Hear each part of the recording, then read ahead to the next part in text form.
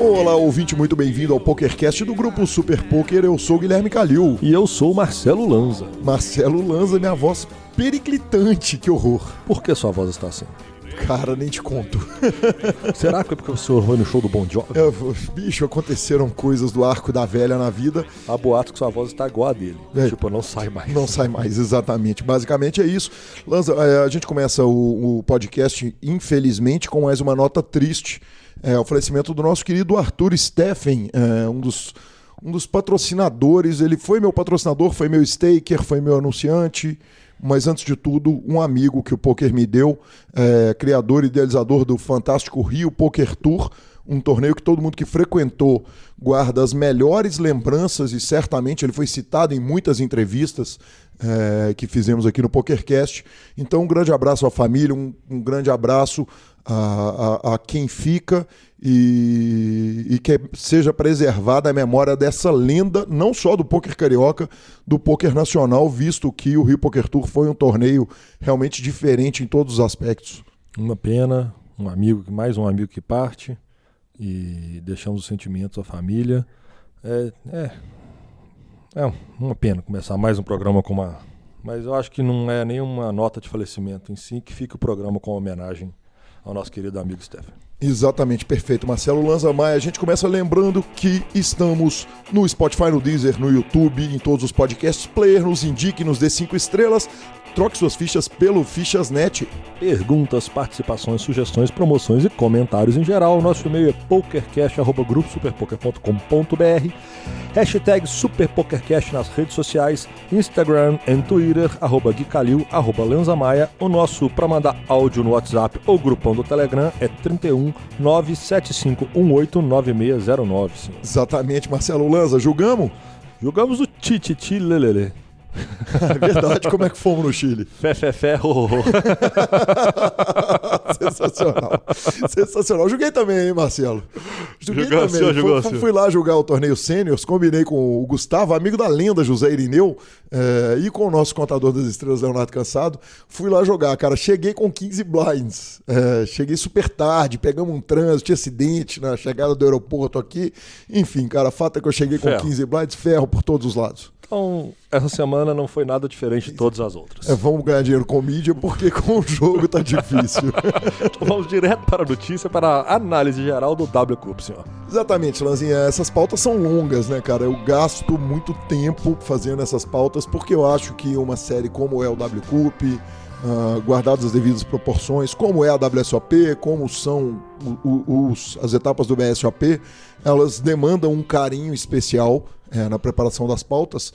E, cara, uma série que prometeu 75 milhões de dólares em garantidos, e como sempre ele explodiu os garantidos. Foram mais de 30 milhões, quer dizer, passou de 100 milhões o garantido todo da série. E um destaque impressionante, né, cara? 1.219.969 entradas em torneios, Lanzinha. Que número, hein? Que número, cara, tá louco. Passando direto já para os rankings, cara, uma coisa impressionante é o seguinte: quem ganhou o ranking foi o Jussi Nevanlina, o Calvin 7V, jogador finlandês. Ele já tinha puxado o Scoop em 2019 e agora foi o campeão da série, acabou ficando com 55 pontos a mais do que o Zagazal, o vice-campeão, é o Felipe Oliveira. E o terceiro colocado foi o Rui NF. Ambos são da Holanda. Então, Lanzinha, Felipe e Rui da Holanda, você sabe o que significa. O ouvinte do PokerCast sabe o que significa. Holanda é o caramba. Isso aí foi Portugal matando a turma no jogo. E quem sou eu para avaliar psicanaliticamente falando, mas parece que tira o poker dos caras. Os caras falam assim: vocês vão tirar o poker daqui do nosso país? Vou mostrar pra vocês. Vou lá pra Holanda julgar e mostrar pra vocês o que acontece. Vou pegar um trem aqui e chego lá. Exatamente. Rapidinho. Cara, isso talvez no caso do Rui, porque no caso do Felipe Oliveira, que inclusive vai vir aqui pro PokerCast, e o Alan fez uma entrevista maravilhosa com ele jogou lá de Balneário Camboriú, cara, com Kowalski. Pegou um aviãozinho, veio aqui gastar em real, viver em real, balada em real, Que bala. Exatamente, foi Que simplesmente... moleza. Cara, aliás, uma coisa que Portugal fez que foi muito impressionante foi o seguinte, os dois únicos tricampeonatos da série foram de dois jogadores portugueses, o João Nasa 114 Vieira e o próprio Felipe. Com relação a ranking em geral, o melhor colocado brasileiro foi o Yuri, The Nerd Guy, e 27º colocado foi o Kowalski. Então, os dois brasileiros melhores colocados. Vale lembrar o seguinte, o PokerStars é patrocinador do BSOP, o Yuri ganhou, com a primeira colocação, um pacote para o BSOP Millions, Lanzinha, com 10 dias hospedados lá no hotel do evento. Aí sim. Aí sim. O Kowalski ganhou o buy-in do Main Event do BSOP Millions e o Marco Haberfeld, o terceiro colocado, ganhou o buy-in do Startup do BSOP Millions. Vale dar uma passada pelos principais jogadores brasileiros, cara, para quem acha que... semana passada você brincou a respeito do jogo ser habilidade, os mesmos nomes estarem sempre lá. O quarto colocado foi ninguém menos que B. Dias, o quinto, João Matias, o sexto, Muca Figueiredo, entrevistado dessa edição, o sétimo, Pedro Padilha, o oitavo, Henrique Galochina, cara. Pode uma parada dessa, Marcelo? É sempre os mesmos. É porque é sorte pura. Exatamente. Cara, no ranking high, o grande campeão foi o Rui, que já passou aqui pelo PokerCast. No ranking médio, vale ressaltar... É o mexicano, né? Hã? No ranking médio foi um mexicano que ganhou, né? Na verdade, o segundo colocado. O segundo colocado. Exatamente. A gente vale ressaltar o segundo colocado, ninguém menos que ele, Sean Deeb, cara. Que homem. O cara arrumou um bicampeonato. Daqui a pouco nós vamos falar um pouquinho mais a respeito Tomando corona. Certamente. Triple X. O Dozex. Dozex. A Triple X é o filme.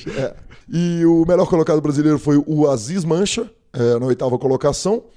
No ranking low, uma coisa curiosa, o top 4 foram 4 russos e o melhor colocado brasileiro foi o Emi Haber, já citado anteriormente no programa, 11º colocado.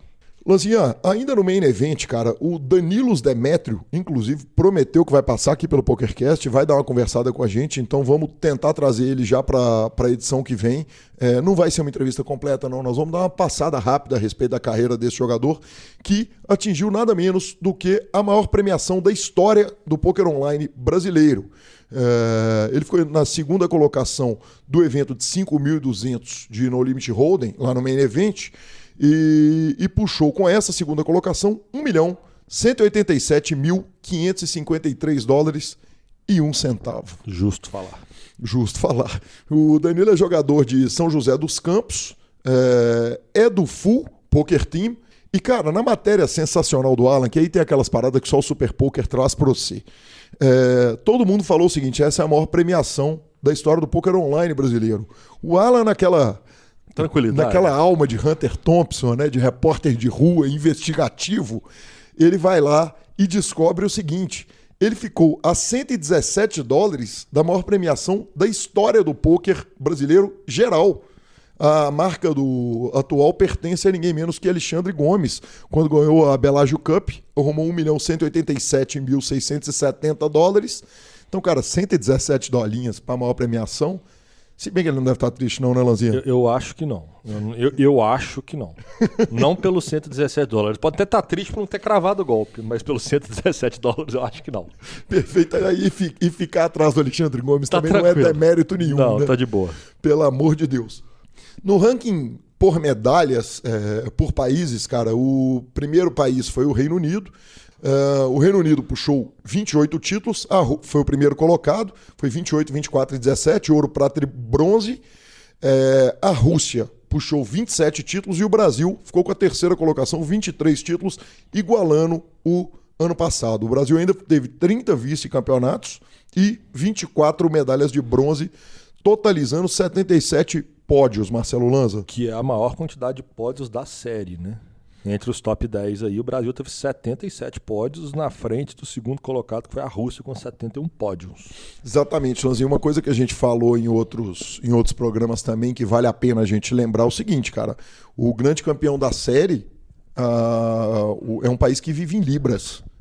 Não. E o dólar tá brutalmente caro aqui no Brasil. Então, se alguém tá lamentando isso, quer dizer, você imagina, se isso pouco afeta para o jogador profissional, quer dizer, o jogador profissional quer mais é que o dólar exploda mesmo, porque ele ganha em dólar, para o jogador recreativo isso afeta demais, né, cara? Não, afeta. E no ranking, na somatória de medalhas, nós tivemos 10% a mais de pódio do que o próprio Reino Unido, o que mostra um resultado expressivo do Brasil.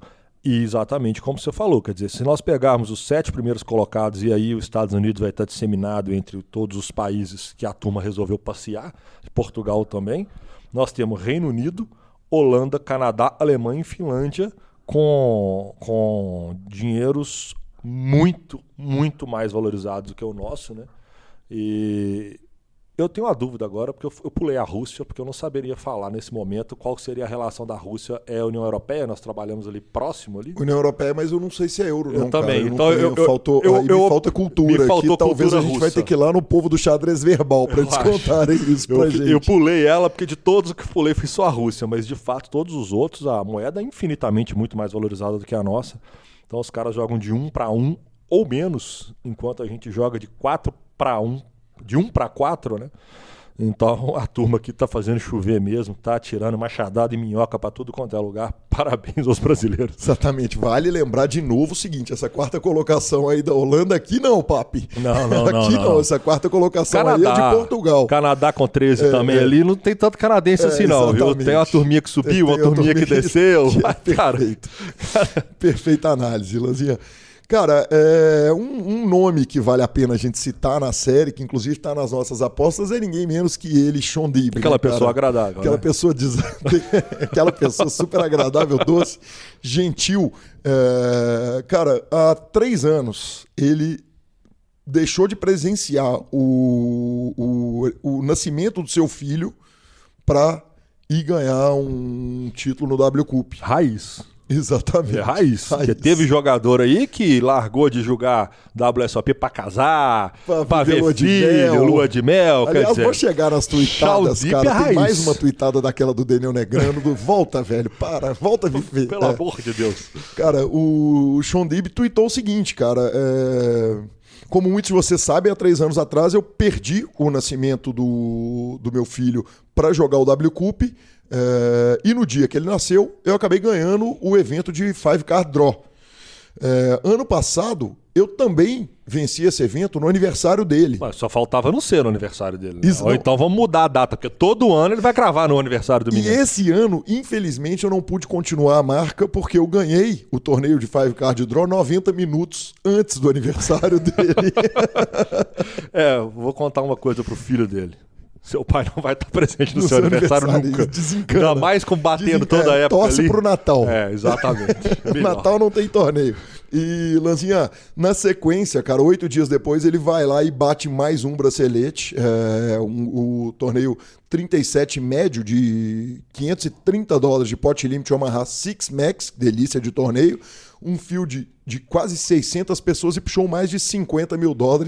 Que homem, hein? Que homem. Que homem. Desagradável como só ele, mas vencedor também como só ele. E agora meu cavalinho na WSOP, né? Você tá lá com o Daniel Negrano e eu com ele. Mas eu tô precisando que o Daniel Negrano volte pro foco. Ele tá muito chato. Tá muito chato. Não, ele tá muito viajandão, pelo amor de Deus. Chegamos? Chegou. Parabéns. Parabéns pela matéria, parabéns pela coletagem de dados, parabéns coleta, né? Corta. Essa vai pro fim, né, Vinão? Claro. Não. Hoje é desnecessário. Erros crassos. Peraí, na semana passada você escolheu qual minha que foi. Tá lá a tia entrando pra oferecer água. Ok. Parabéns pela coleta de dados, parabéns pelo todo esse trabalho que o senhor faz como ninguém, senhor. O senhor é maior que Pelé. Muito obrigado, Marcelo Lanza, obrigado pelo carinho. E rufem os tambores, senhor. E rufem os tambores, chegou o BSOP Gramado. Enquanto você está ouvindo, de 3 a 8 de outubro, chegou o BSOP Gramado. Wish Serrano Resort e Convert Gramado. Que convention. Que homem, hein? Sensacional, né, cara? Enfim, quem já foi, já tá por lá. Quem já tinha que ir, já foi. Mas, se você tá aí pelo Rio Grande do Sul, cara, corre. Vá nem que seja para ver. O Main Event, R$2,6 mil. todo mundo teve a chance de entrar muito mais barato que isso via PokerStars, via satélites. A gente vem tudo. avisando os satélites, fiquem espertos que pro BSOP Millions também vai ter muito satélite no PS, tem muito satélite bom. Então, boa sorte à turma e a partir da semana que vem começamos com a cobertura do nosso querido BSOP Gramado, penúltima etapa do ano, não é isso? Exatamente, penúltima etapa do ano. Então, inclusive falando sobre BSOP, comprei a minha passagem. Comprou a passagem pro Millions? Comprei minha passagem. Acabou aquela parada de ajudar a crise aérea, comprando passagens de última passagem hora. Ontem. Cara, que homem, hein? Comprei minha passagem pelos mesmos 10 dias do Yuri Nerd Guy. Cara, então faz do dia 26 ao dia 6. Vida de novela. Vou te falar o seguinte, vou gravar com você lá. Vou trabalhar pra firma, vou lá senhor. queimar uma mesa. É o dia de trabalhar pra firma. Nós temos vou lá que queimar uma mesa. Favor, me informar as datas de sua passagem, porque vou lá com você, professor. 26 de novembro a 6 de dezembro estaremos em São Paulo. Chego cedo e vou embora à noite, pra não falar que eu perdi alguma coisa. Que homem, Jesus Cristo. Bom, lançado nos Estados Unidos o filme 7 Days in Vegas, senhor. 7 Days, ou 7 dias. Eu acho que é melhor assim. Então, lançado nos Estados Unidos o filme 7 Days in Vegas. 7 Days to Vegas. Exato, só para não perder a falinha, né, cara? Nós anunciamos, quando esse filme começou a ser gravado, que ele estava ali em fase de produção ainda, nós falamos que o Vince Van Patten estava fazendo um filme sobre prop bets, esse tipo de aposta. E cara... Agora saiu o filme lá nos Estados Unidos. Eu não assisti, não ouvi falar da chegada desse filme no cinema e não sei se vai virar um caminhão de filme aqui na esquina daqui de casa, um caminhão de filme americano para eu poder pegar botar aqui no aparelho e assistir, já que a gente não baixa filmes em hipótese nenhuma. Nunca. Não podemos contribuir com a pirataria. Sim. Exatamente. Mas, cara, o filme acabou de sair nos Estados Unidos e vem... boas e más críticas, mas uma coisa curiosa que me chamou a atenção é o seguinte, o Rotten Tomatoes tem todas as críticas do público foram positivas, todo mundo que assistiu, e tem uma única crítica sobre o filme, que é do Chicago Sun-Times, é dos principais, o Rotten Tomatoes é o site que pega a crítica dos principais jornais, e ele fala o seguinte, ainda que você não saiba o que é uma... sequência de Royal Straight Flush, um draw de Royal Straight Flush que você não alcançou, que você não completou, e você nunca ouviu falar do que é uma aposta, uma prop bet, 7 dias para Vegas funciona como uma excelente e engraçadíssima comédia com personagens hilariantes. Essa crítica foi do Richard Roper. Então, no Rotten Tomatoes, a nota, por enquanto, ainda está muito boa. Evidentemente, as críticas vão... A gente vai ver a progressão disso aí, à medida que os críticos vão assistir no filme. E, no IMDb, o filme tem nota 5,2 em 10. Que tá bem mais ou menos a nota, inclusive. Bem mais ou menos. Temos dois opostos. Mas, cara, eu não vejo a hora de ver esse filme. Qualquer hora chega no seu e-mail, pode cair no seu e-mail. Exatamente. Algum amigo, né? Chama e fala assim, porra, arrumei um filme aqui, vem cá me ver. Cara, comprei, vem aqui. Exatamente. Bom, seguindo a linha das notícias, vamos falar assim, televisivas, cinematográficas, como a gente diria que pôquer é um jogo de habilidade e o nosso querido jogador de pôquer é o primeiro eliminado do Survival. Que parceiro tá na estratégia certinha. Estratégia certinha, cara. A gente não viu, né? Não temos CBS, não temos o Survivor aqui no Brasil, mas teve um barulho enorme porque o Ronnie Barda foi pro Survivor e ele simplesmente foi o primeiríssimo eliminado. Então... parabéns. A esperança nossa de que o poker ia ter uma boa exposição lá no Survivor, ela foi anulada no primeiro momento programa em que ele apagou sua tocha e foi eliminado do programa. Então é só uma nota de parabéns, já que a gente não tem como comentar sobre o show que a gente não viu, né? Então segue o baile, senhor. Bora, Fichasnet, entrevista. Bom, bora, Fichasnet e entrevista com o campeão mundial live e online Murilo. O Fichasnet é o seu parceiro para compra e venda de ficha nos principais sites de pôquer online. Chame o Fichasnet e avise que chegou até eles pelo PokerCast para participar de promoções super especiais para os nossos ouvintes. O WhatsApp do Fichasnet é 062 99837 1007 e lá você negocia suas fichas com os melhores preços. O Fichasnet trabalha com créditos do PokerStars, PariPoker, PP Poker, o Poker, EcoPays e AstroPay Card. Repetindo, o WhatsApp do Fichasnet é 062 99837 1007. O número está na descrição dos nossos programas. Fichasnet, confiança e melhor preço para suas fichas.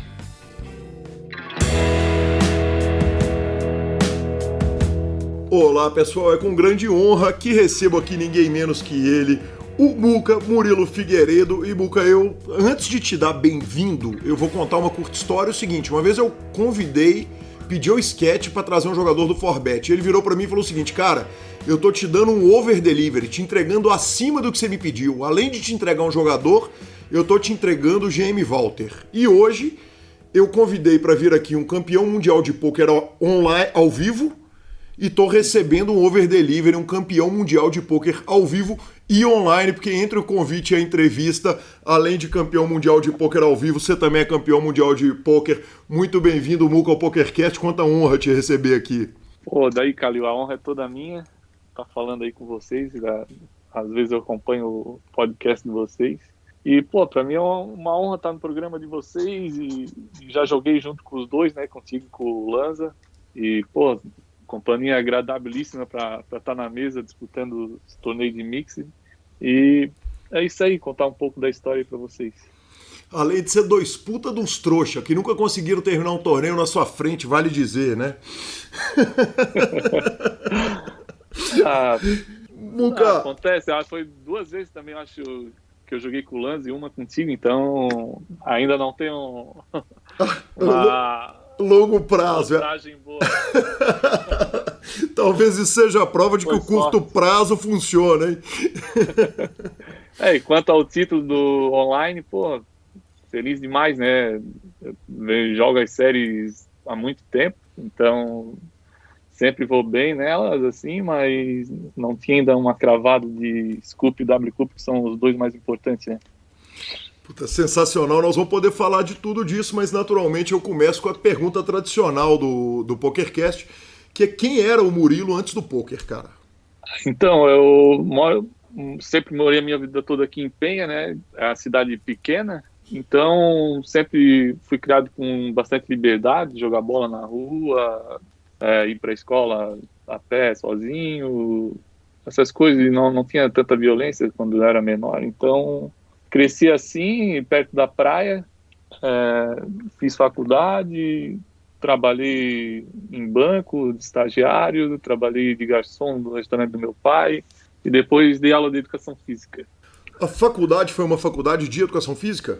Foi de educação física. A primeira turma que abriu na Univale, aqui em Itajaí, uma cidade vizinha, né? Daí eu fiz vestibular, passei e acabei me formando, conciliando o meu começo do poker em Balneário Camboriú, né? Que daí eu ia para aula e depois ia jogar lá em Balneário. E depois ia para casa. Me conta um negócio. Penha tá do lado de Balneário? 40 minutos de carro, meia hora, 40 minutos, rapidinho, bem pertinho. Quer dizer, você estava em Penha, a faculdade era lá, e Balneário Camboriú a gente sabe muito bem que é uma terra de pôquer, né? É um lugar que o pôquer sempre foi grande, né? Sempre teve bastante jogos, né? Alguns cassinos, antigamente tinha mais. Sempre foi uma cidade muito turística, né? Uma das maiores do Brasil no turismo, e sempre tinha bastante gente querendo jogar, e sempre tem bastante clubes assim para uma cidade assim não tão populosa, né? E eu fazia faculdade em Itajaí. Itajaí é mais perto ainda de Balneário Camboriú, é cidade vizinha mesmo, né? Então eu ia para a faculdade, fazia os trabalhos e já partia para lá para os torneios.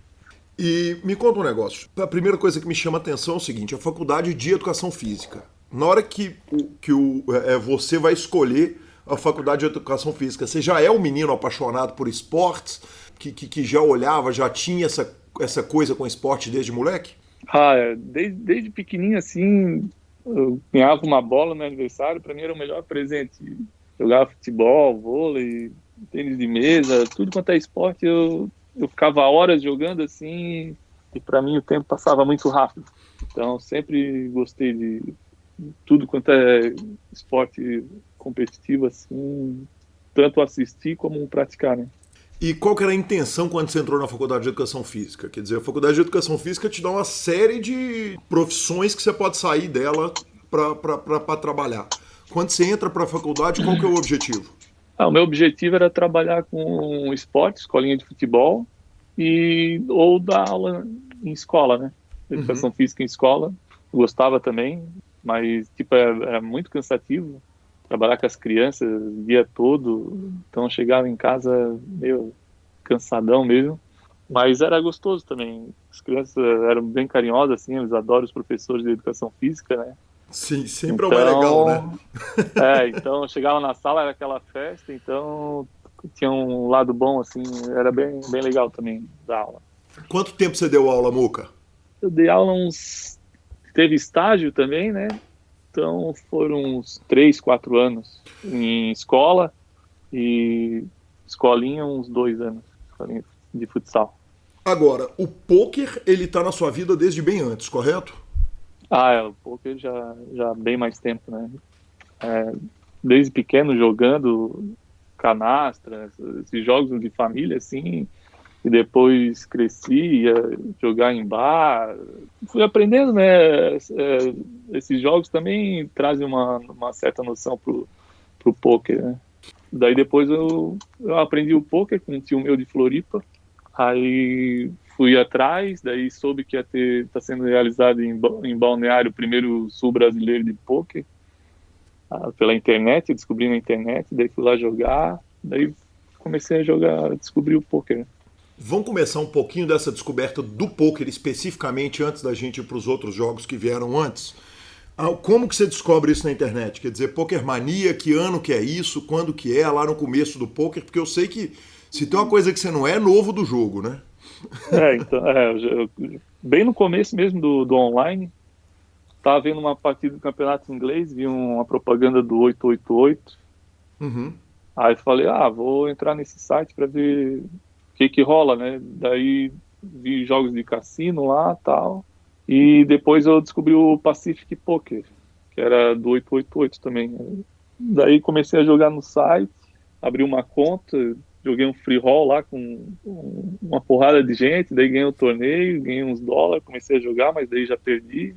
Ganhei acho que 12 ou 20 dólares nesse primeiro torneio.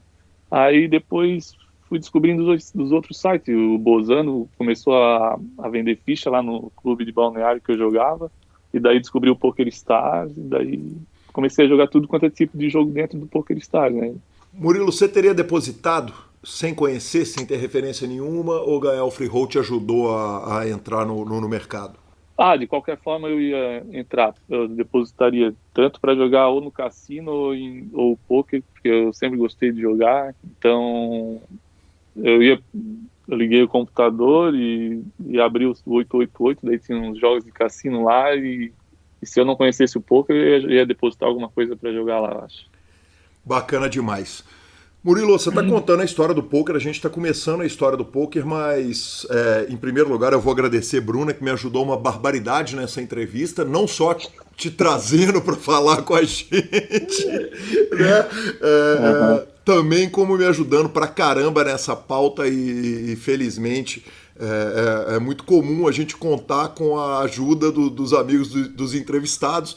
E ela me mandou um áudio que é simplesmente maravilhoso. Eu pedi autorização de quem me mandou o áudio para colocar o áudio no ar, e ela me deu autorização. Eu queria tocar esse áudio para você poder contar melhor essa história um pouquinho pra gente. Pode ser? Claro, pode, mandar bala. O Bruno era num bar do Ivan, um local que fazia que tinha jogo, né? E daí ele foi jogar e, como sempre, eu andava atrás dele, porque todo mundo falava, jogo não leva nada, porque o teu filho nunca vai dar nada na vida, papapá. Daí eu fui buscar ele lá no bar do Ivan e era a final. Daí ele ficou puto da vida, mas claro que ele não falou nada, né? Porque ele sempre me respeitou muito. Aí eu não deixei, eu disse, pode vir embora, e trouxe ele, mas várias vezes. Ele estudava no Faial, em Itajaí, daí ele dizia que ia para aula, né? E eu tinha, o Jacaré era um morador de rua, assim, que eu dava comida para ele sempre, direto, até ele me chamava de mãe. E daí eu comprava cartão de telefone, que na época era orelhão, eu pegava o cartão do telefone e dizia, Jacaré, tu fica de olho aonde que o Murilo vai, que daí eu me avisa, tu me liga.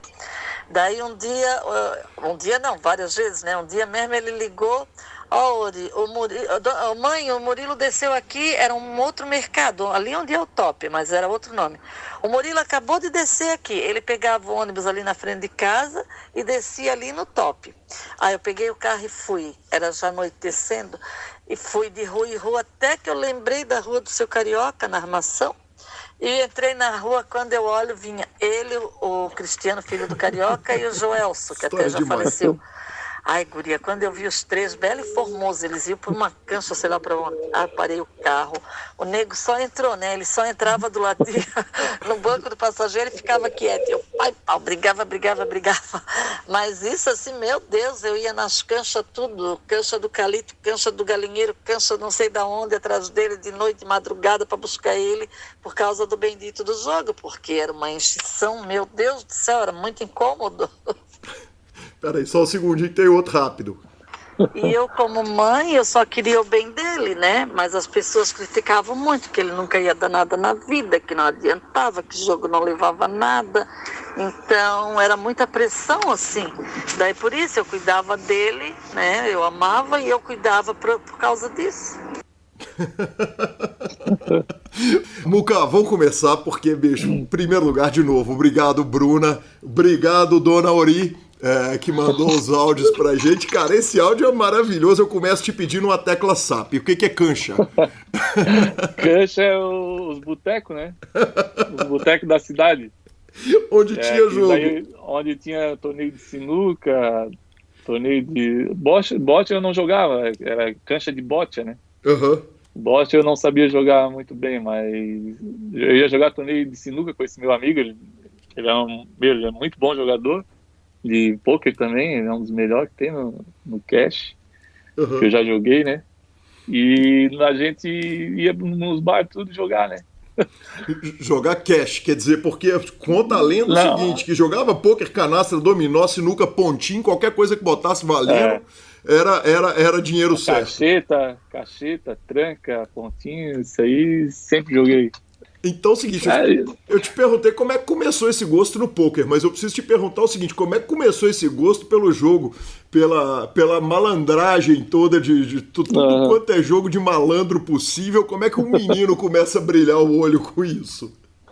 Eu comecei desde pequenininho, quando a minha mãe estava grávida de mim, ela jogava virava noites jogando canastra com o padre, com a comadre dela, com os amigos.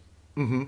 E eu nasci no colo dela e vendo ela jogar, ficava sempre quietinho no colo dela e quando eu ia crescendo, ela me dava um baralho, eu ficava ali brincando com as cartas e foi assim que começou. E daí depois na pracinha, na frente da minha casa, tinha os senhores que jogavam, daí eu me metia, de vez em quando jogava, depois dominó, e foi assim, daí eu ficava fascinado pelo jogo. Para mim, passava muito rápido o tempo. Enquanto eles estavam horas ali jogando, para mim era como se passasse minutos. Me conta um negócio, a esperteza para o jogo, quer dizer, a capacidade de ganhar dos outros no jogo, ela era natural? Quer dizer, você pegava um jogo no baralho e você tinha, no sentimento, você conseguia entender as coisas do jogo? Conseguia entender bem, assim, as probabilidades já ficava na minha cabeça, imaginando os outs que tinha. Claro, não falando alto naquela época, mas as cartas que eu precisava e qual a melhor dinâmica para ganhar o jogo. A estratégia dos jogos assim, sempre me fascinaram. E isso era de jogo de baralho. E de sinuca? Porque segundo me consta aqui na pauta, o senhor também é um grande malandro da sinuca, e sinuca não tem áudio, não tem out, não tem descarte, não tem nada. Sinuca é treino, né? É treino. Esse torneio que ela foi me pegar, eu tinha aberto um snooker bar bem grande aqui na cidade, vizinha, em Pissarras. E era bem bonito o clube, assim, 5, 6 mesas oficiais, aquelas gigantes. E daí o senhor fez um torneio de inauguração que veio os melhores caras aqui da região. Uhum. E eu com 12 anos de idade. O meu pai jogava bem também, então ele ia participar e me convidou para ir junto com ele. Aí eu fui, aí passei no primeiro dia, classificou 8 pro dia final, daí quando eu tava lá jogando, daí ela apareceu lá para me pegar. Pô, mas você Mas eu tava tava jogando bem, é porque eu tava praticando bastante, né? A sinuca é mais prática, né? É treino, então... E estratégia, né? Saber amarrar o adversário, mais ou menos isso. É estratégia também, né? O jogo era o quê? Para o ímpar ou era aquele sinucão de 7 bolas? Era aquela 7 bolas para cada um e depois colocava 8. Ou eu acho que já a 8 começava na tabela, já começava a 8. Mas tinha que matar as 7 bolas e depois a 8, né? E depois a 8 era o castigo ali, se você matasse antes, perdia o jogo. Perdi o jogo, não podia derrubar ela, né? Mas E- a mesa, assim, era muito boa, então, pô, vieram um cara muito bom, esse meu amigo Cristiano também, ele, na sinuca também, ele era muito forte demais, e ele era mais assim, mais vivenciado nessa área, assim, de jogo, que o pai dele jogava muito, né? O pai dele virava a noite jogando, então ele sempre estava junto com o pai dele, e daí eu peguei amizade com ele, e a gente andava por aí jogando em tudo quanto é lugar. Ô Muca, você tava jogando com seu pai na hora que sua mãe foi buscar? Foi te buscar no torneio de Não, sinuca? o meu pai não passou pro segundo dia. Daí ele não tava lá, daí eu fui sozinho, fui andando, daí eu fui jogar sozinho. Cara, que sensacional, que história maravilhosa. E tudo que você jogava era valendo? A maioria sempre valendo alguma coisa. Mas às vezes jogava sem valer também. De menino, de molequinho ali. É. Nunca De passou menino aperto? era mais. Assim, comecei a jogar dinheiro mesmo com uns 15, 16 anos. Assim. E nunca passou aperto do juizado de menores passar lá no bar, pegar, criar problema, o Não. dono do bar querer mandar embora, você ganhar e o cara falar não vou pagar porque é de menor? Não, era tudo conhecido também, né, na cidade aqui, cidade pequena, então tinha sempre algum parente junto, assim, não no bar, mas não junto assim comigo, mas sempre tinha alguém conhecido também, então não tinha problema nenhum. A minha mãe também era bem conhecida na cidade, então era de boa. Sensacional. Vou continuar ainda com o áudio que chegou dela, que aqui é uma segunda parte, que essa não é engraçada, mas que saber no fim da história é feliz pra caramba. Vamos lá. Inclusive, assim, ele sabe, né? Porque, tipo assim, ó, teve muitas épocas difíceis, assim, que a gente passou junto, assim, né? Era eu e ele, porque era só crítica de tudo quanto era lado. Ah, porque ele não quer trabalhar, porque isso, porque aquilo. Mas, graças a Deus, ele conseguiu fazer a faculdade, formou-se na primeira turma da Univale, né? Mas foi bem complicado, assim, teve épocas bem difíceis, assim, que a gente chorou muito junto até.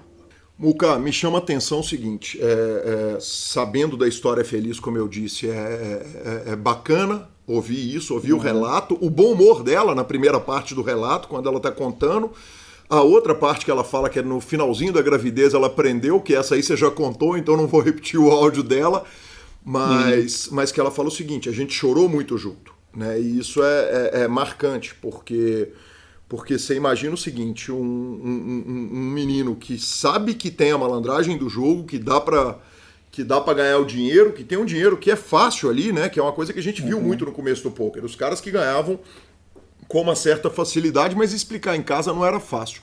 Eu queria que você contasse pra gente aí, numa cidade pequena no interior de Santa Catarina, como é que era a relação dentro de casa, cara. Tipo assim, a minha mãe sempre, assim, questão de dinheiro, eu e ela, um sempre ajudou o outro, assim, né?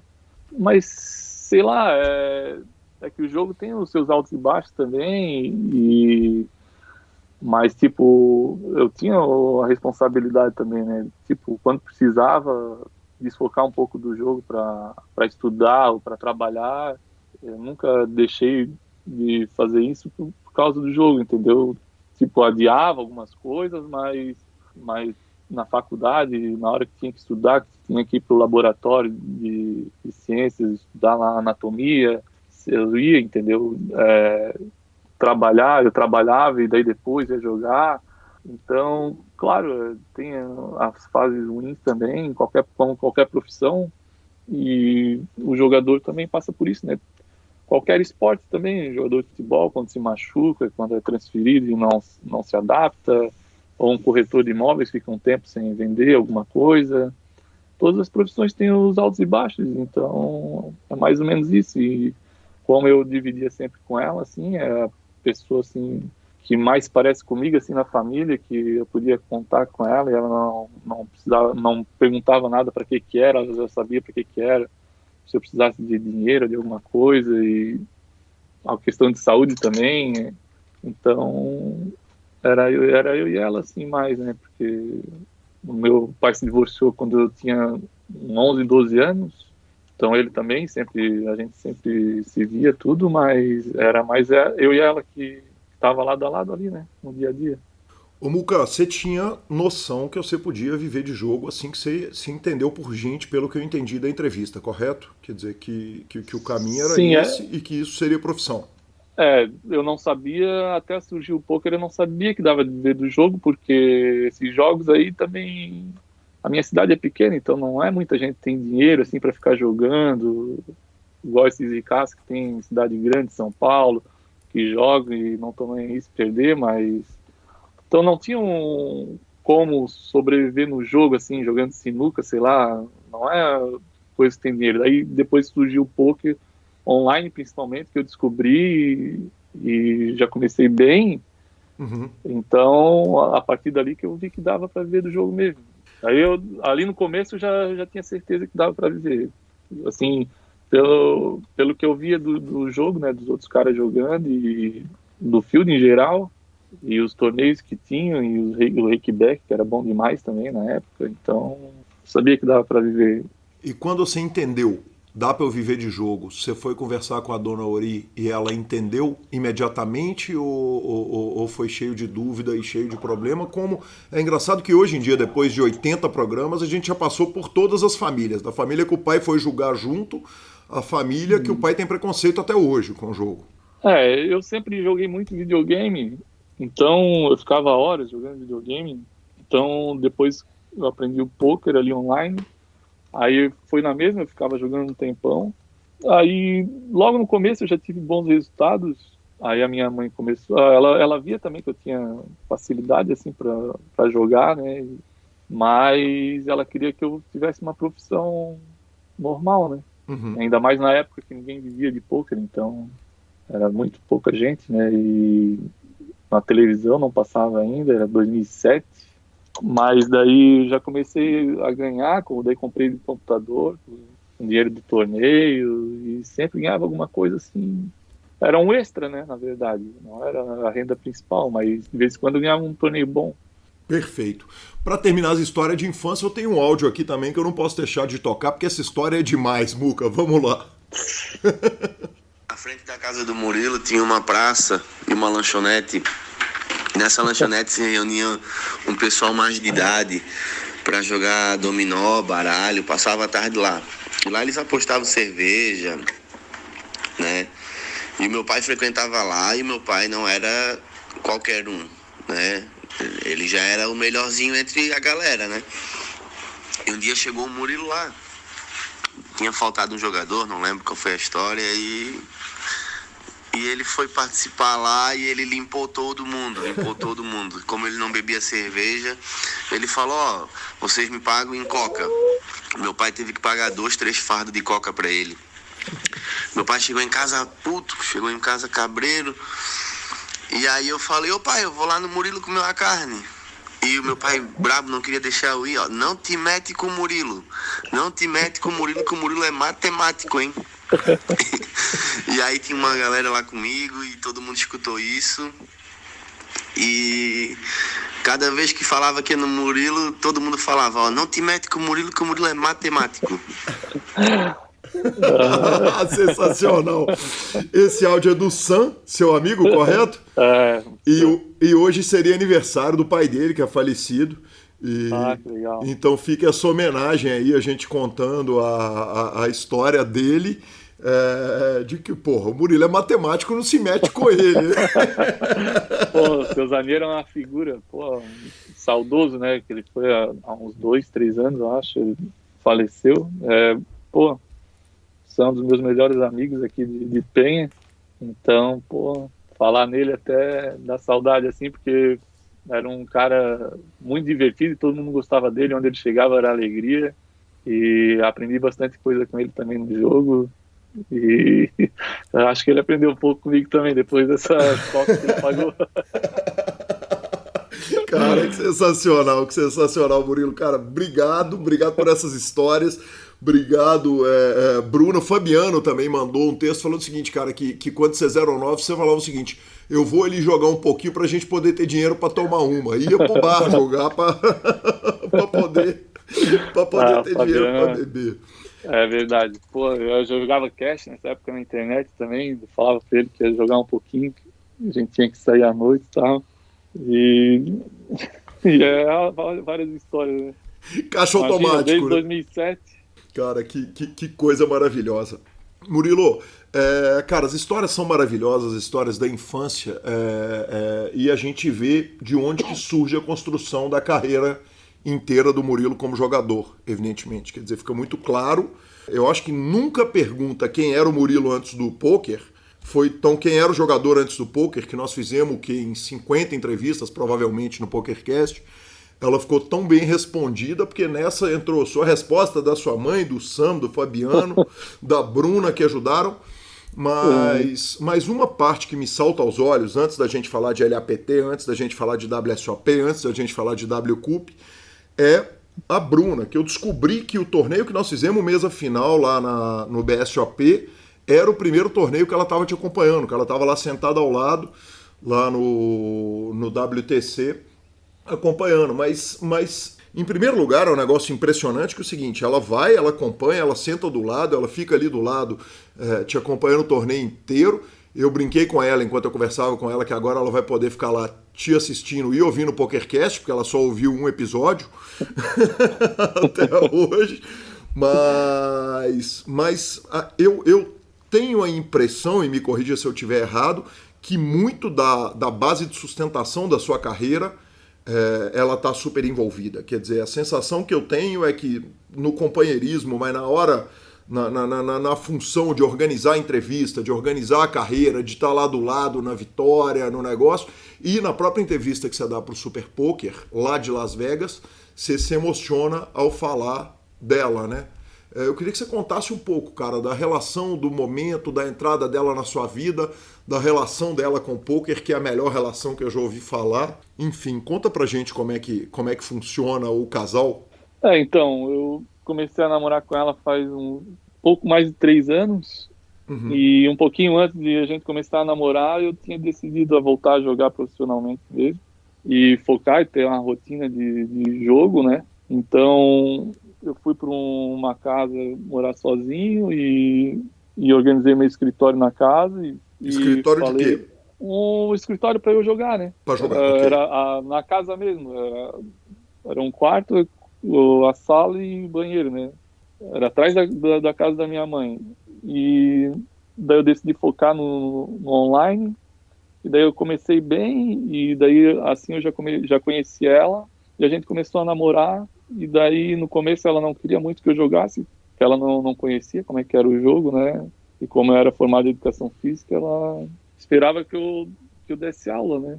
Uhum. Mas daí ela, assim, na semana seguinte, ela apareceu lá e eu estava numa retinha final de um torneio de Omaha. Daí ela foi acompanhando, eu terminei, falei para ela esperar terminar, né? Que a gente ia dar uma volta. Aí ela acompanhou a reta final, daí eu ganhei, daí ela já vi que ela gostava ali, começou a acompanhar. Daí aí começou o nosso relacionamento e ela começou a gostar do jogo, né? E também financeiramente era bom também, né? Porque da aula de educação física a gente sabe que em escola pública é bem mal remunerado, então com o dinheiro do jogo ela começou a ver que eu ia conseguir me manter, e como eu não tinha foco antes, por isso que eu não tinha tanto resultado assim, depois ela foi conhecendo o resultado que eu já tinha no poker. E ela gosta também do jogo, sempre gostou de jogar canastra, então ela foi conhecendo o poker e foi se apaixonando também. E ela é a minha maior fã, né? Ela dá todo o suporte para eu jogar. Como ela não está sem trabalhar agora esse ano, ela fez concurso e está para ser chamada. Então a gente combinou que ela ia me dar todo o suporte de tudo, né? De mercado, de fazer a comida durante o grind, de pagar a conta. Então ela me deixa bem tranquilo para poder exercer minha profissão. E daí quando ela começou, esse torneio foi em São Paulo, né? Sim. A primeira etapa do BSOP foi quando? Ano passado, ano passado, a primeira etapa. Sim, acho que a primeira etapa do ano, possivelmente a primeira etapa do ano passado, que foi ano passado, eu sei. Daí a gente foi de carro, foi de carro até São Paulo, daí falei, vou jogar o 8 Game, que é um torneio que eu viajo mesmo. O primeiro torneio de Rossi que teve no Brasil, peguei o ônibus aqui de Penha e fui na hora e não tinha nem hotel para ficar lá em São Paulo. E, quando eu soube que ia ter torneio de Rossi no Brasil, eu fiquei louco, né? Certeza que eu ia. E daí foi assim que ela começou a acompanhar e ela começou a gostar. E daí hoje em dia ela já joga o Ladies nos eventos e joga online também e já tem uma noção boa dos Mixed Games. E se ela se dedicasse mais, ela podia até migrar pro poker. Você põe pilha para ela dedicar mais? Você tem vontade que ela dedique mais ao poker? Ela pede assim que eu ensine ela, mas eu não tenho muita paciência para ficar dando coach assim para ela. Então, mas eu procuro falar alguma dúvida que ela tem e tal. Mas eu acho que tem que partir mais dela mesmo, se ela quiser seguir isso e se esforçar, né? Se ela quiser, mas ela tem a profissão dela também, ela gosta, então não sei. Aí tem que ser uma decisão dela, né? Mas eu gosto que ela acompanhe, que ela, assim, no começo da relação, eu disputava os rankings das séries dela, ficava acompanhando os outros caras que a gente tava disputando lado a lado, então ela ficava pesquisando os caras, então ela sempre foi bem parceira, assim, né, nesse lado.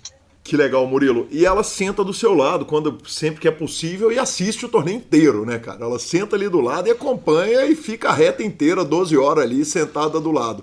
No começo isso chegou a te preocupar? Falar, poxa, coitada, ela tá ali sentada me assistindo jogar e eu tô aqui na ação e ela tá assistindo. Porque o que ela me demonstrou na fala dela e na conversa toda da preparação da entrevista foi o inverso. Foi o seguinte, pelo contrário, eu adoro estar lá, adoro sentar, adoro torcer para ele e se ele cair eu vou ficar torcendo pros amigos. É verdade. Eu ficava assim preocupado pelo conforto dela, né? Porque também não é proibido ficar muito perto ali, né? Na primeira etapa já um jogador... Eu troquei de mesa, foi a mesa semifinal do 8 Game, eu troquei, tu tava na mesa também, Calil?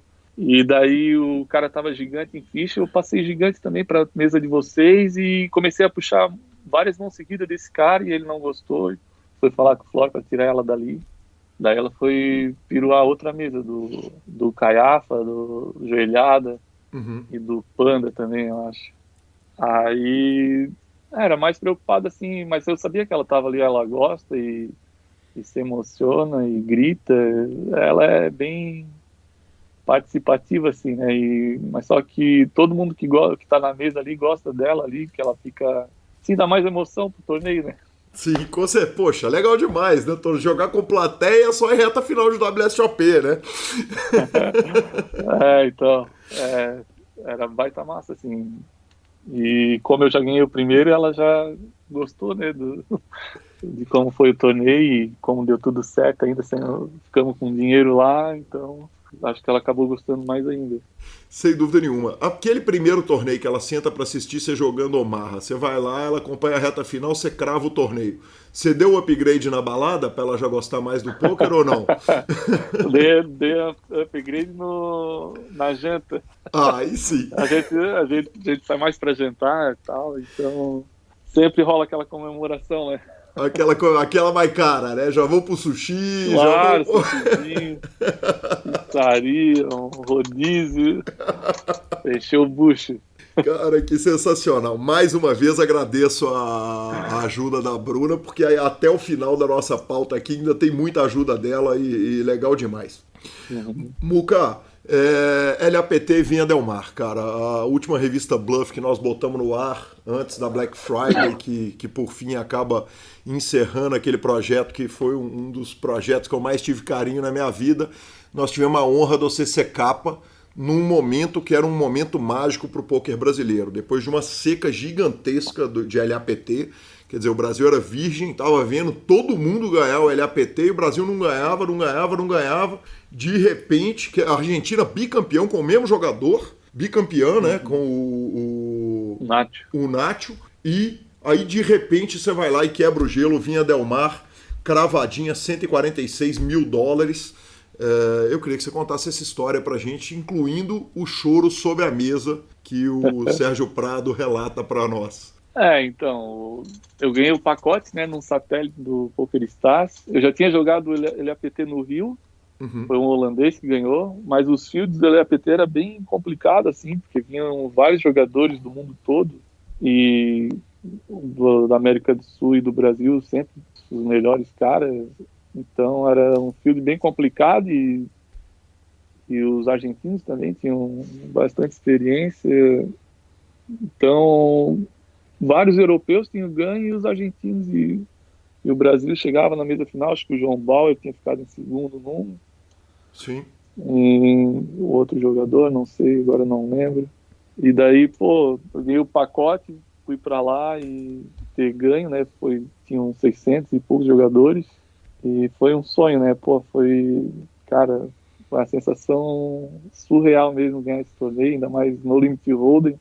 Na época era o que eu mais jogava mesmo, não tinha tantos mixes, né? Então, chegar lá e dar tudo certo. No começo do torneio já perdi metade das fichas, mas depois fui recuperando e sempre fiquei bem em ficha e consegui cravar o torneio, que foi, importante demais, né? Além da premiação, eu sempre dei muita importância aos títulos, assim, né? Porque o dinheiro não é tudo também, vai, vem, mas os títulos ficam para sempre, né? Muca, eu queria que você contasse o seguinte, me chama a atenção, evidentemente, você está me contando a história e você falou assim, ainda por cima em Texas Hold'em. Cara, como é que começa essa caminhada para os Mixed? Quer dizer, como é que o Muca começa a tomar o rumo da aba de Mixed Games do PokerStars e caminha para sair do Texas Hold'em ainda muito antes dos Mixed estarem do tamanho que estão? Então, eu tinha um PlayStation e comprei um CD da WSOP. E daí fui jogar o poker no videogame e vi umas modalidades diferentes, mas tudo bem. Daí tinha um main event, para jogar um main event de Texas Hold'em e tal. Mas daí descobri outras modalidades, mas nem sabia como que por que os caras ganhavam a mão, nada. Foi o meu primeiro contato com os Mixed Games. Aí, depois que eu conheci o PokerStars, daí foi que eu fui atrás, né? Que eu vi os outros jogos, daí abri o Cash Game e vi os caras jogar e fui entendendo o porquê que eles puxavam as mãos e daí fui aprendendo ali e fui jogando e aprendendo, né? Foi assim que eu comecei a jogar os mix. Foi no cheiro também? Quer dizer, nessa malandragem que você tinha de menino lá, de pegar os jogos, aprender rapidinho e já entender a filosofia dos jogos, foi no cheiro também ou você foi ler os David Clans, que foi ler para entender, procurar nos fóruns? Foi nos replays das mãos. Eu pegava os replays das mãos e esperava o showdown dos caras para ver o porquê que eles puxavam as mãos e a dinâmica do jogo, né? Porque os blefs, entender os blefs e as posições da mesa. Daí eu fui aprendendo e dando replay nas mãos para entender o porquê da jogada dos caras, né? E no instinto foi meio sempre? autodidata, assim, né? Mais no instinto, sempre. Não, a parte teórica... Esse ano comprei um livro, um WSOP, de Mixed Games, um vermelho. Mas não cheguei em inglês não cheguei a ler ainda. Também o meu inglês é bem fraco também, mas alguma coisa eu consigo entender. Mas a parte teórica do jogo eu não tenho nada assim. Até hoje, depois que eu entrei pro full, que eu comecei a ter umas aulas de HUD, dessas coisas aí que a galera usa, que eu nunca usei. Eu sempre joguei sem HUD. Até hoje eu jogo sem usar. O que você joga no full? Eu jogo os Mixed Games e no Limit Hold'em, jogo tudo, né? Perfeito. Tá liberado para jogar qualquer Mixed e os Hold'em. Perfeito. Nós vamos falar do full lá na frente, mas eu tenho uma série de perguntas que não tem ninguém mais apropriado para eu fazer do que você, campeão mundial live e online dos Mixed Games. A primeira coisa é o seguinte, Muca, dá para viver de Mixed Games? Eu acho que dá. Assim, não dá para ter uma vida assim luxuosa, mas dá para pagar os boletos e ter uma vida tranquila. Mas tem muitos poucos torneios, né? Então, para ter uma amostragem grande, tem que ir atrás, né? Eu acho que o PokerStars oferece uma gama bem grande de torneios, mas podia inserir mais. E o Party Poker também eu esperava que a grade tivesse bem mais torneios, se bem que agora tem bastante Omaha High Low e Hot Limit Omaha, mas Studies não tem nenhum, Just to Seven, Badug, essas outras modalidades, não se acha nada. Então fica complicado viver disso, e os torneios ao vivo no Brasil agora que estão começando, né, que as séries estão implementando, o BSOP já há mais tempo, e outras séries agora também, até o CPH eu acho que vai colocar um 8 game em toda etapa, se eu não me engano, alguém me falou. Então está crescendo e vai ser mais fácil, né? Até o Cash Game não se encontra aqui. Acho até que a H2 devia botar uma sala lá no novo H2 lá de Mixed Games, quem sabe uma Lucas Room lá igual Ives Room. Fazer um jogo mais caro de Mixed lá, uma sala, ia ser animal. Quem sabe um dia chegar lá, né? Muca, eu vou voltar nessa pergunta, porque essa pergunta, isso é uma briga velha de todo mundo que quer o Mixed Games. Mas quando você fala o seguinte, dá pra pagar os boletos, dá pra viver sem luxo, você tá falando que dá pra viver só de torneio de Mixed Game, contando os lives online, ou vai ter que jogar cash também? Só de torneio mesmo, porque aqui não tem cash, né? Só pela internet, mas eu não gosto muito de cash game, porque cash game é muito perigoso, né? Tu se engata ali, tem uma sessão boa, mas daí tem uma sessão ruim, tu vai a ladeira abaixo e é difícil parar, né? Então eu já evito já o cash game e tento focar só no torneio para ter mais planejamento. Cash game eu acho que é bom, mas tem que ter um controle emocional gigantesco assim para sair no lucro.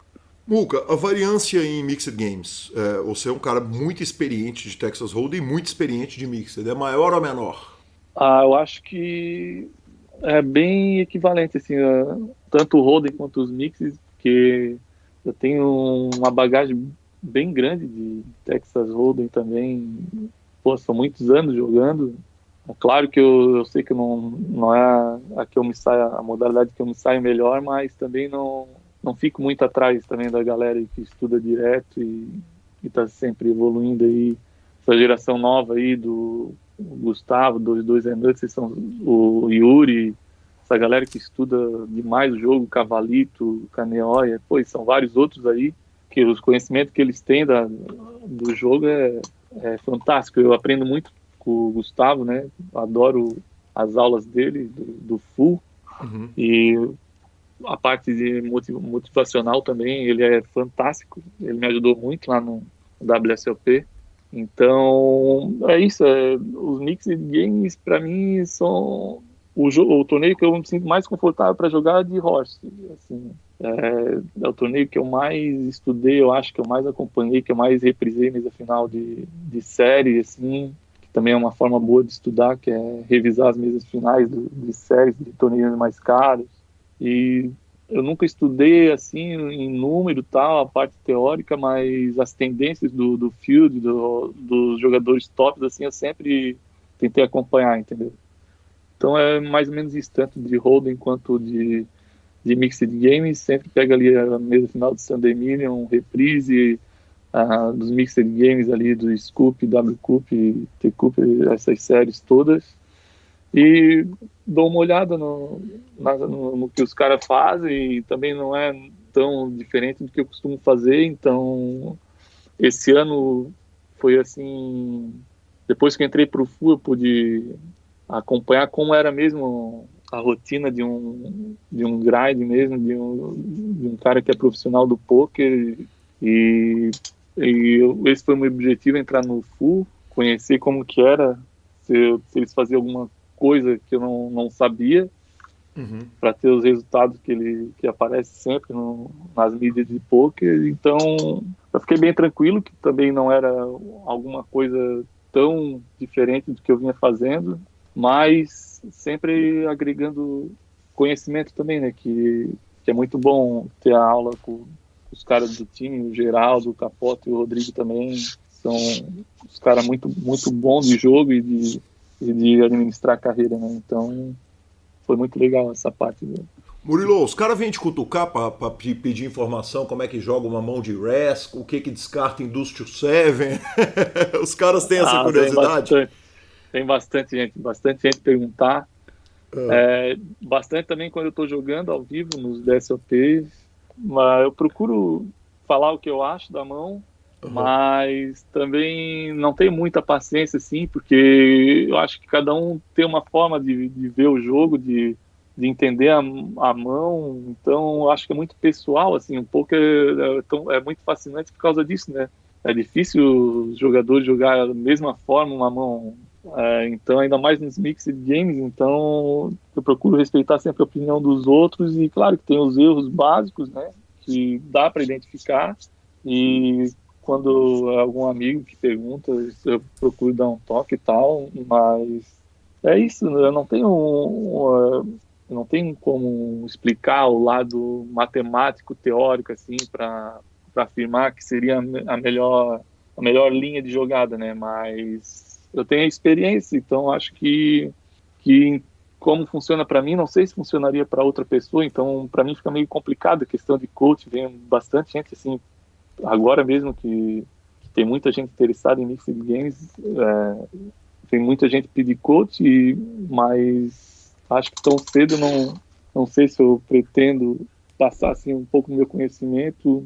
Acho que eu teria que me aprofundar mais para ter uma resposta mais fundamentada, né? Isso te incomoda passar informação sendo que você é um dos poucos jogadores que joga essas modalidades? Porque, por exemplo, o Yuri colocou pra gente que algumas informações ele não queria dar, de onde que ele vai beber a água dele e tal, porque, de certa forma, nos Mixed Games parece mais claro que quando um jogador tá dando informação, ele tá abrindo mão de rever, porque diretamente são os mesmos 20 caras que estão ali se pegando nos torneios, né? São sempre os mesmos e às vezes aparece um ou outro que está começando a jogar tal, até nos torneios lives aqui do Brasil o pessoal não se inscreve errado às vezes, né? E quando já jogou uma mão daí não dá de cancelar o registro e daí acaba jogando. Sempre aparece os caras que não são do Mixed no meio da galera dos Mixed. Sim. Mas a questão minha não é essa de querer passar algum segredo, não querer passar algum segredo, até porque, para mim, quanto mais jogadores tiverem, para mim é melhor. Vai ter mais torneios, mais meses para jogar, então eu acho que não é esse o caso de passar algum segredo, porque eu acho mais, se fosse para eu dar um curso assim, seria mais para ensinar as modalidades da forma básica de jogar, para a galera ir tendo gosto, e cada um ia se aperfeiçoando, cada um ao seu estilo, né? Mas porque é difícil passar a dinâmica do jogo, eu nem tem como passar isso, entendeu? Eu acho muito pessoal e não sei o que eu faria assim para ajudar a galera. Acho que mais respondendo como jogaria alguma mão específica, né? Não sei explicar. Marcelo Lanza, primeira parte fantástica, hein, cara, do Murilo. Aliás, obrigado, você que capturou ele, a Bruna, lá, né, pra fazer essa entrevista. Sensacional, multicampeão, né, cara? Que homem. Que cara bacana, velho. Que coisa macia. Cara, falei com ele, falei o seguinte, ele me deu uma enroladinha, né, porque ele é um pouco tímido e tal, e enquanto ele me enrolou, ele foi lá e ganhou o Mundial Online também. Então ele foi campeão mundial ao vivo e online, foi legal pra caramba. Bora pro tweets? Bora pro tweets, Lanzinha. Essa semana temos tweets doídos, viu? Então prepare-se pra falar ai. Começando por Sérgio Prado, que tweetou pro Ari Aguiar o seguinte: o Dani, meu filho, que me mandou essa. Como faz para o bis virar pão? Bota ele na água e ele vira um bis na aguinha. Phil Galfon? Phil Galfon, eu não fiquei TM no W Cup de 5K, mas mantive o stream que eu tava fazendo e joguei um pouquinho de 10K Heads Up PLO Zoom. Ganhei rapidíssimos 20k dólares antes do jogo quebrar, apesar de eu ser o único businessman, o único homem de negócios no field. Que peito dele também falar isso. Amanhã eu volto e todas as outras semanas também. Me sigam e venham dar rolé comigo. Entendi, senhor. Guaspa. Tomou Guaspa no W Cup, que é o que ele queria mesmo, foi pro cash, arrumou o dinheiro, mimimi, segue pro próximo. Que homem. Pitãozinho Neymar falou o seguinte: eu que participei de um churrasco no começo do ano com o Vitão, chamei ele agora e falei o seguinte: cara, você tem que ir porque o seu irmão foi no outro. Detalhe, os dois estavam lá e eu conversei pra caralho com os dois, kkk. Preciso parar com o álcool ou aumentar. Aumente. O Vitão respondeu o seguinte: o maior de todos, @PitãoFMG. Aumente. Cara, e por último, Lanzinha, a tweetada do Daniel Negrano. Não, aquela homenagem a você. Não. Olha, eu não estou doidão, disse Daniel Negrano. Prometo, estou apenas curioso sobre o que as pessoas pensam Não, você tá à toa. sobre isso. Você tá à toa. À toa. Preciso concordar. Você acha que as pessoas que viram anjos no sentido bíblico, na verdade, estavam vendo extraterrestres de outro planeta? Cara, ele tá muito à toa. Sim, provavelmente, possivelmente, mas não provavelmente, de forma alguma, e essa pergunta idiota me mostra os resultados. Foi, inclusive, a vencedora até a hora que a gente... Faltava no C, né? E foi a que eu votei, tá, Só Lanzinha? faltava no C, né? Exatamente. Redes sociais, senhor. Redes sociais, Lanzinha, a gente sempre incentiva. Tem tempo que não tem áudio de ouvinte, hein, cara? Já deve ter uns 3 programas. Eu vou mandar um áudio no telefone no grupo. Eu vou mandar. Justo. Cara, em primeiro lugar, Jefferson Cussolin, tá definido, a filha é menina, falou que Bora. a conta vai ser mais regulada do que a de Gabriela Belisário. Isso é justo. É justo. Difícil, difícil. mas é justo. Cara, o Trevisan falou o seguinte, cara, a gente tinha citado ele sobre a mesa final que ele fez lá no W Cup. Ele falou o seguinte: tô na estrada caminho de Gramado, sempre escuto o PokerCast, nesse momento tô ouvindo o episódio 82, valeu Calil pela citação, setembro foi mágico, nunca foquei tanto no online como fiz esse mês, os resultados apareceram. 2 FTs de W Cup, 2 FTs de Bounty Builder, sendo uma cravada. Os maiores prizes online da minha vida.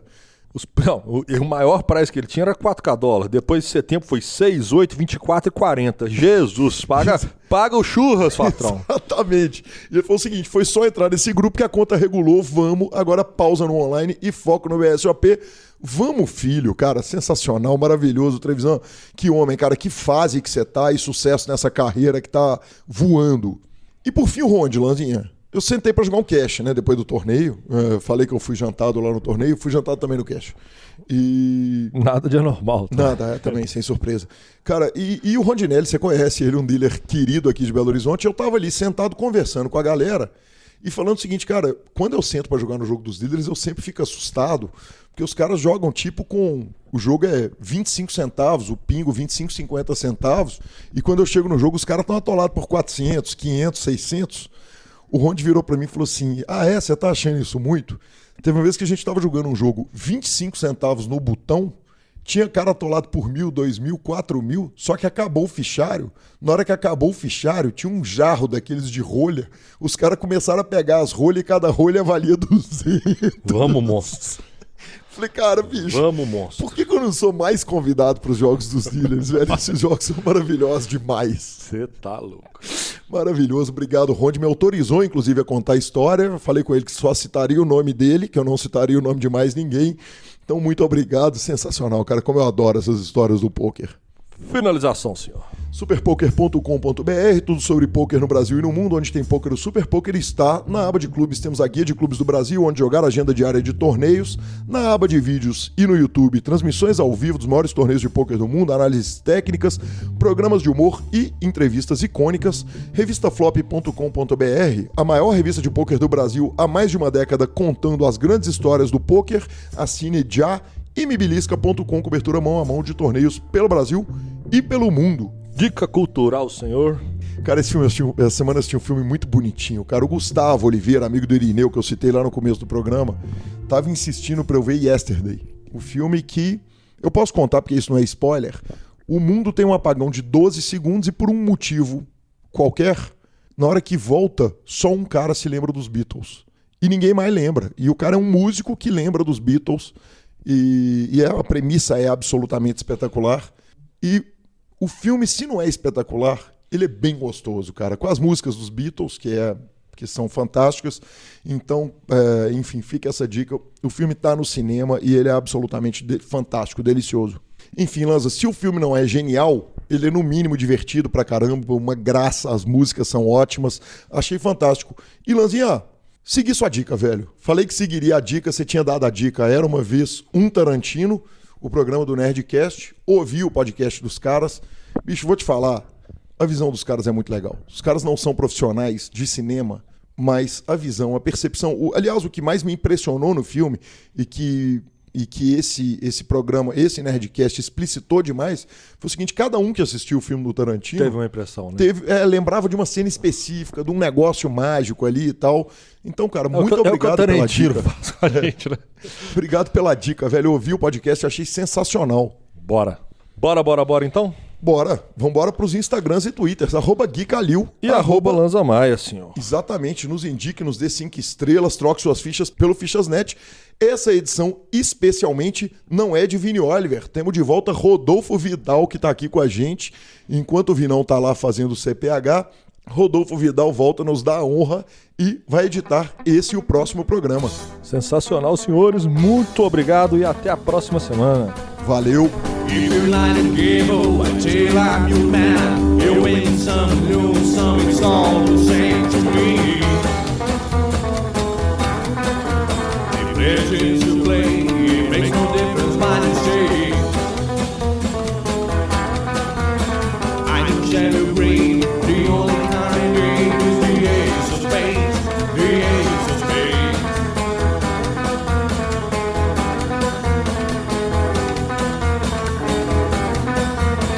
Playing for the high one, dicing with the devil, a gun with the flow, it's all a game to me. 7 or 11, snake eyes watching you. Double up or queen, double sticks of spring, the ace of spades, the ace of spades.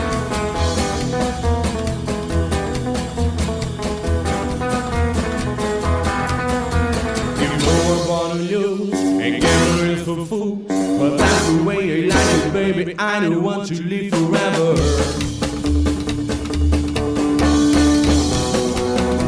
And don't forget the Joker.